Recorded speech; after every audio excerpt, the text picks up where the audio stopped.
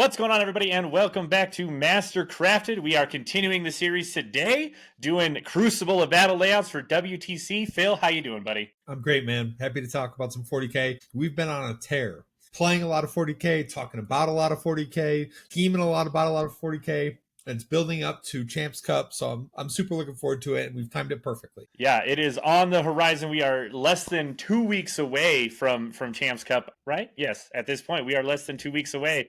And man, so excited, so stoked. We got a brand new data slate. It did get approved, which is great. I'm glad we're going to get some ropes before LVO as well that are actually going to reflect the meta. So super stoked that did get accepted. I do know that some people weren't as big of fans, but we're fucking stoked here. So, yeah. Yeah, for sure. Absolutely. I hate dead meta. I hate playing in around like I'm fortunate enough that I do have a couple armies, so I can switch and I have larger collections. But even if it meant like getting my 3 colors down, getting my base coat down, and getting like a matte varnish, like I'm okay with that because I want to play in the meta that is like properly updated with the rules. And the rules needed some help. So yeah, I'm happy where we're at. Yeah, super excited. Well, let's go ahead. We'll dive right in to the layouts themselves, and we'll talk all about where you should be staging, where we're going to be fighting over these things. And layout 1 is the first to come, and it is it's different. Phil, you could say that. Very, very interesting on this one. What's so different about this from the ones we saw last week? Well, this middle objective, you might as well just be like the most safe on it. You have line of sight blocking containers on both sides. You have full profiles that actually come up to the center objective. So you could be off those profiles, be on the objective, have great OC. It's a great staging area, right? This middle objective is the safest I've ever seen a middle objective ever. You cannot reasonably get long range shooting assets on it at all. No, it is very difficult to not be right next to that objective and do anything about that objective if your opponent is putting their models in the right spot. It is so hard to deal with if you do not have pieces that can actually go trade effectively in the midboard. Yeah, no, you're absolutely right. Now, the deployment zones in this are relatively straightforward, right? Like we can very easily stage some units behind here, behind this profile, and get up quickly. We can very easily stage units behind this wall, behind this profile. And we even have the capabilities to stage units here and be relatively safe with it, right? There's not a line that goes all the way through. This corner is blocked off. That profile goes all the way to the edge. So our deployment zone, as we've seen in the previous ones, is incredibly safe. But what I want to talk about next, Lane, and I would love your thoughts on it. What are these naturals? These natural objectives are weird. The staging areas, the terrain around it's thrown me through a loop. Yeah, it's really, really weird. It's actually not very difficult to deny your opponent. Like it's easy to get there if you're against a shooting army. You can just get up behind that profile, and if you have some high OC, they're gonna have a really tough time dealing with you. But if it's a melee matchup, I mean, you can just sit there on either side of that objective and trade back and forth.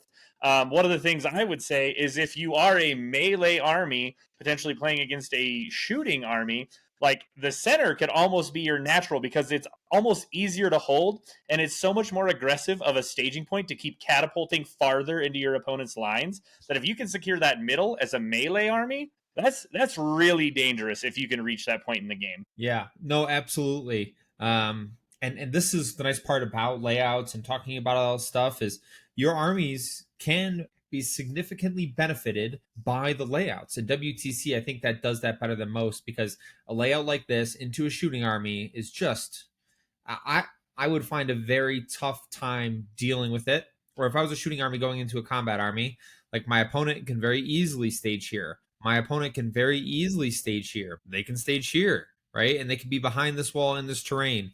And those are 3 great locations where they're at the midboard of the table, and I'm going to have a really hard time taking them out of all 3 of those spots. Yeah, 100%. It's just so aggressive. It's just such a great layout for melee heavy armies, and even if you're playing against, a combined arms army, like it's just, if you have some fights first or something that you can park on some of these objectives, it's just going to be so difficult for them to deal with you without having to overcommit and get traded back very easily. Yeah.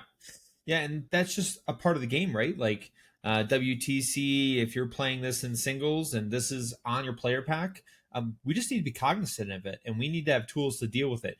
Maybe it's more infiltrating units. Maybe it's units that have scout. Maybe if you're a combat or a shooting army primarily, maybe you need a few more combat assets in there so you don't run them into this layout and your opponent can pretty much do whatever they want to you, because you're really only two realistic shooting lanes are here going all the way down and here going all the way down. You do have a defensive lane here to get up on this objective, but you're on the other side of that terrain. That is not the place you want to be, because as we talked about, right, our opponent, all they have to do is if they are staged here with any kind of mobile combat unit, right, they can get onto this objective. And if you're pushed onto the other side of it because you're trying to, lay down fire onto your own natural, you're in a tough spot. So you need screens. You need infiltrators that, start on the other side of this wall that force your opponent to not be able to get on the subjective turn one. You need infiltrators, right? So you can come here and you can control the subjective easily.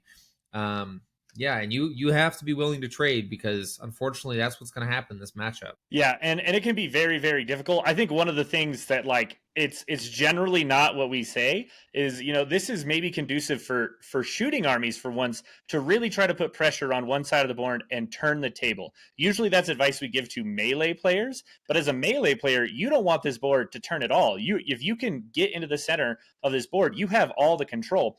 But as a shooting army, if you're able to push either the top or bottom, it doesn't really matter. Honestly, you have the ability to do either. I almost think it's almost easier to push your opponent's natural, just in terms of where you can stage and how easy it is to then be in aggressive shooting lanes. But you need to have enough of a go turn. Go buy yourself a bubble, push them back just enough that you're screened out and your shooting assets can operate. But that's my best advice for a shooting army is you really have to try to push all the way past those red ruins in the middle to really be able to have a crossfire and have enough of the board secured to where you have more than those two shooting lanes. Yeah, I mean, for me personally, right, I would prefer to go this way. If this was my deployment zone, I'd prefer to do this, because then I can easily access my opponent's natural or their home objective, right, with good shooting assets, especially if they're behind this wall, right, they're on that profile. Mm-hmm. We could get to them there. I would much prefer that than trying to come this way on the board, because if I have to come through this bottom side, right, my opponent has a great staging location here, which they don't have on this top side. So I'd be like, this would be very hard to dig them out of with shooting units. Versus the other side, if our opponent has something staged there, great. We're trying to flip the board, we push this way, and we can attack both of these objectives, both of these pieces of terrain. We can even come back in and attack objectives or attack units that are trying to stage onto our home, right? This is actually the place we want to be, to go after all three of those things. And it's going to be very tough to get there. Yeah. Yep. But it's kind of the win condition, I would say, as a potentially shooting army, as long as your opponent isn't just overcommitting, throwing more than they need to at you, and you're able to get ahead resource wise. In general, in a close game, you're going to have to try to pull something like that. Yeah. All right. Move on to the next one. Yeah. I think we're good. All right. Crucible of Battle 2. This one is fairly interesting. It has some really good rapid ingress points. Is the first thing right there next to each of those naturals. Anywhere you see a piece of terrain that's touching the board edge like that, they're just such safe pockets for somebody to just come in at, because they just block line of sight and you can be really, really close and ready to go. Keeping things off the board on a layout like this is just a very good idea. A lot of the times it gives you the flexibility to respond wherever you need to with a key resource, so you can make a push and really contest those objectives. The center, this is one of the ones that actually it has both crates on the center objective, so it's very, very limited on where you can stand. There's little slivers on the back sides of those crates that you can maybe stand on and not be seen, but it's not much. It is a tough one for sure. Yeah, absolutely. This middle objective is really interesting because your shooting lane realistically is here.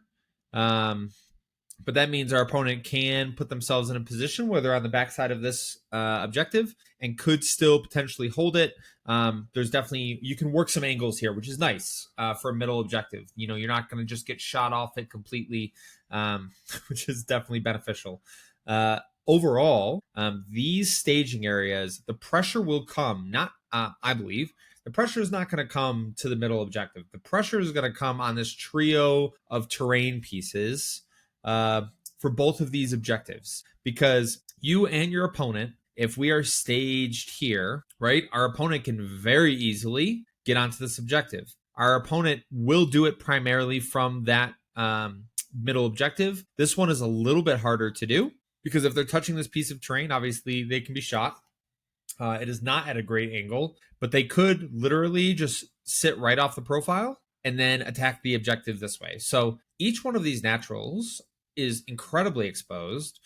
There's great staging ruins around it. Lane already said it. There's great rapid ingress spots around it, where each of these objectives can be taken advantage of and flip primary very, very easy. Yeah, it's definitely one of those things where the center is kind of just whatever. You need to keep some resources ready to trade as it comes. It's very easy to deny both ways, but trying to win one, if not both of these sideboards is so very important, especially if you're able to, push a large shooting asset over that terrain profile to where, if we're looking at that top terrain profile and you are the left player, if you push past your natural, right, you're looking into that center ruin that Phil just said is so important to be able to, go and get onto your own natural because it's the safest staging area, right? If you're able to push past that, you just see into so much of their backfield at that point. Yeah.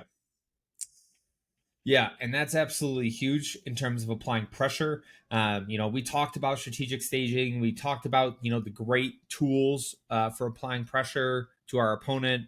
And yeah, those are fantastic ways to do it. This home objective is one of the safest I've seen, right? We can be behind this profile really easily. Like almost the entire objective is covered. You have two pieces of terrain that are stacked up right next to each other. You could take advantage of second and third level shooting, right, to get after this middle objective. And you could take advantage of, this lane here because that ruined wall doesn't go all the way to the edge. So there's benefits all over the place. You just got to be able to find what your army or plan for what your army can take advantage of on this layout. Yeah, 100%. All right. Layout 3. Now I know it seems like a trick, but it's not. It's almost the same as layout 1. It's the center is still the exact same. The only difference is those middle two ruins on each deployment zone. The red ones used to be blue ones, so the L's are going the opposite way. That is literally it when it comes to the changes for this map. It does make a small difference. It means, like we were talking about pushing past your natural, you're no longer able to see into that ruin that Phil was pointing out before. But other than that, this is a very, very similar play style. Yeah, because even though these containers are slightly shifted, there really is not access to get after this middle objective. Your options are go on to these pieces of terrain, right? Get up to the next level and then actually shoot down, which isn't an awesome option unless you have a high mobility unit. You do have to attack the objective from one side or the other, which is why we talk about this being a very combat-centric layout. A combat army can definitely take advantage of something like this because there's great staging locations. And holy crap, the rapid ingresses from this layout could be absolutely insane, right? We could very easily rapid ingress here. We could very easily rapid ingress here. We could very easily rapid ingress on the other side of this wall or even in this pocket. There is a lot of space on this map to be aggressive with a combat army. And if I was guard or something like this, I would stay the heck away from a layout like this because, guard, Tau, all these things where your advantages are being able to keep your opponent at range, and then when you do trade, you're able to punish them with shooting assets. You can't do that here. Yeah, it is difficult. It is a little bit more separated. We should say that those middle two ruins are maybe an additional 1.5 to 2 inches farther apart than on the other one. looking at the grid. So it is a little more exposed in the middle with the crates moving, but yeah, it's slightly better than 1 if you're a shooting army. If it comes down to the final tables and you're choosing between Crucible 1 and 3 and you're a shooting army, and for some reason the choice is up to you, you're picking 3, though it matters very little. There's No, just yeah, the Scotia's better. yeah. No, you're absolutely right. And our statements around the natural objectives, that still stands, right? That mentality hasn't changed, because you either have to find a way to flip the board, right? And as we talked about, this is still the way we probably want to go, because we still want to be able to punish back this way. We want to attack our opponent, on their home, and then we want to go this way. The only problem is that L is now turned the other way, so we can't get after whatever is in there.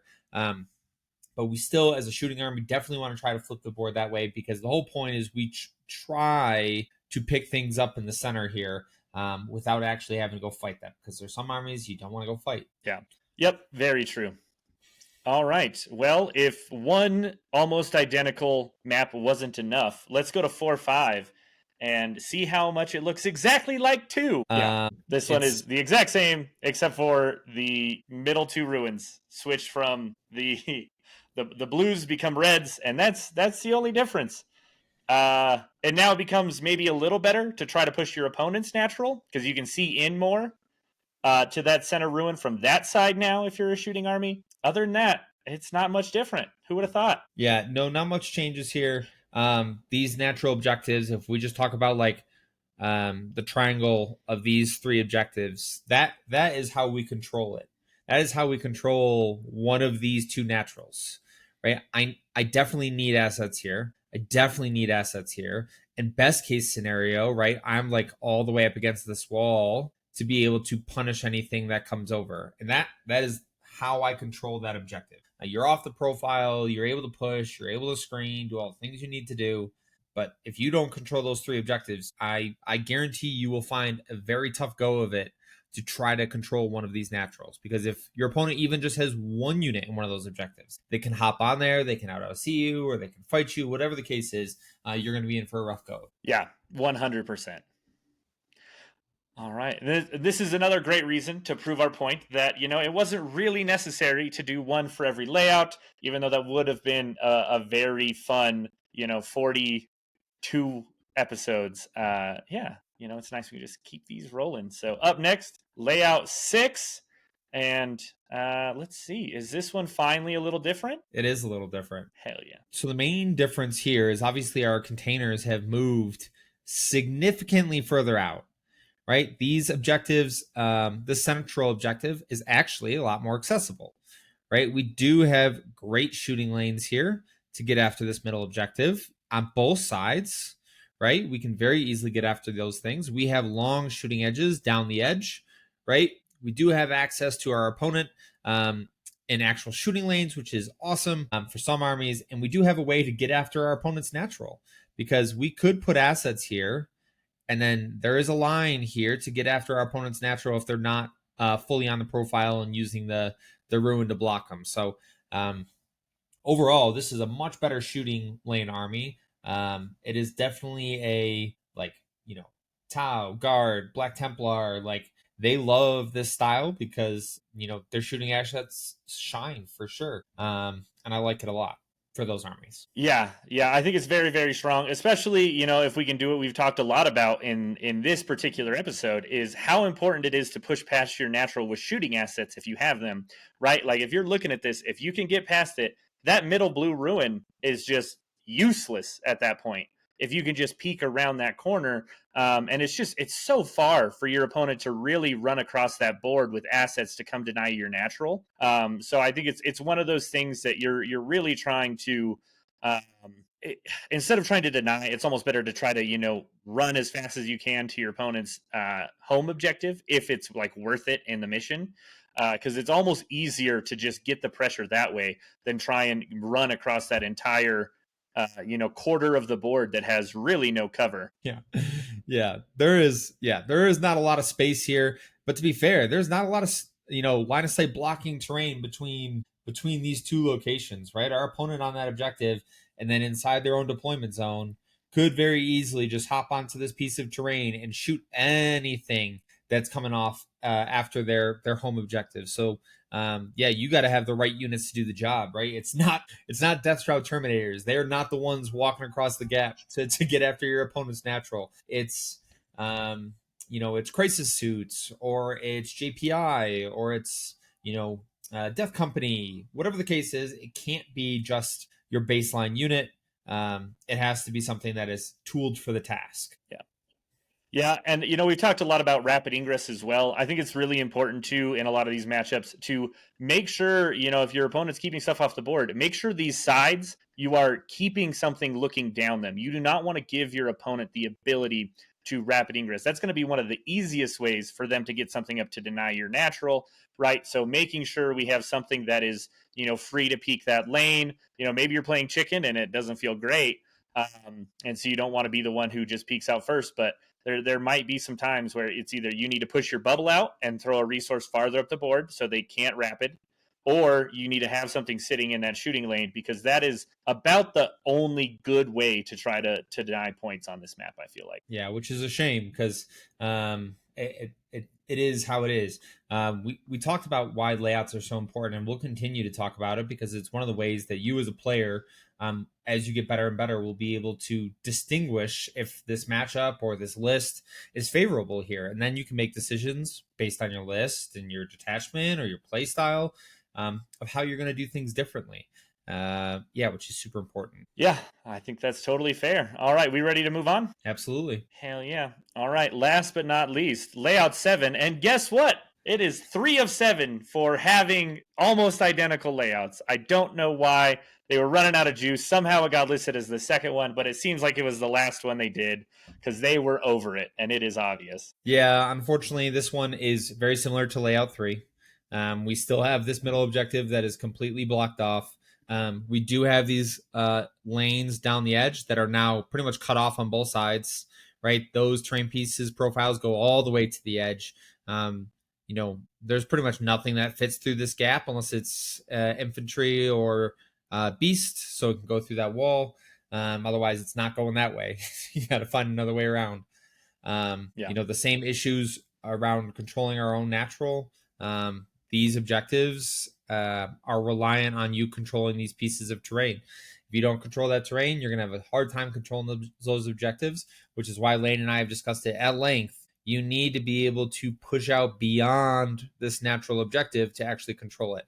Now, that doesn't necessarily mean putting assets out there, but if you have indirect, maybe your indirect looks to pick up this unit that's behind this wall, and then your combat unit comes here and picks up this. Well, now you've done a great job of applying pressure to the point that your opponent, even if they kill, your combat units that's there, they don't necessarily take the objective, which is the most important part. Yeah.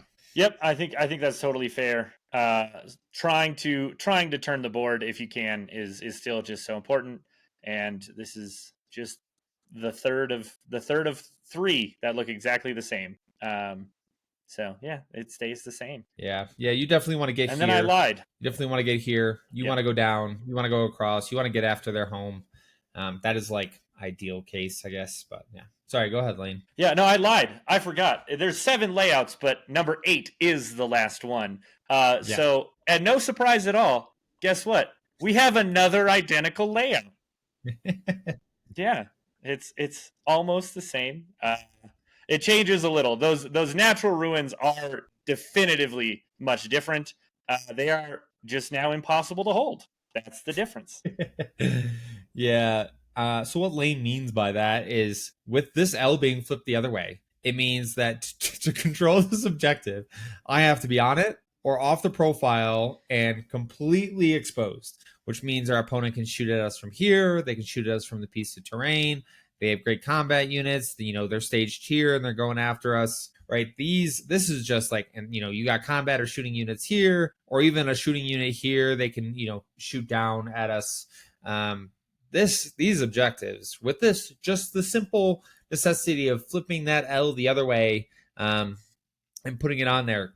Jesus, it's devastating. It is not good. It puts us in a really tough spot of actually being able to hold these objectives. because we can't hold this one realistically. Like, unless we're dominating the game, how do we hold that trio of terrain pieces without sacrificing substantial assets? A loan op, maybe. And it's like the Not even third thing that. you put in on there after. It's got to be the third thing you put on there after you've already traded through you and your opponent's first two pieces. Like, that's your game plan. You're holding on to that until after all the trades are mostly done, and you're like, all right, cool. Now I can put you on here, and you'll be worth something, right? Because it is brutal. If you put it on there early and you lose it, it's just immediately, all right, we're back to square one. Everything I put on there will die. Yeah. Both ways. Yeah. I mean, you're definitely Lane's absolutely right. You just have to push so far past. Yeah. No, absolutely.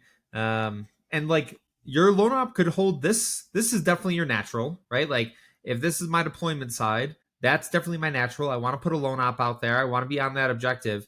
Because at least I can control that, right? I could put units here, I can put units here, and I can really lock down this side of the board, and force my opponent into a tough position that they have to kind of springboard off their home ruin, right, to get after us. We're okay with that, especially if we have ourselves like as far away as possible, and make the charge or whatever as difficult as possible. We're okay with that.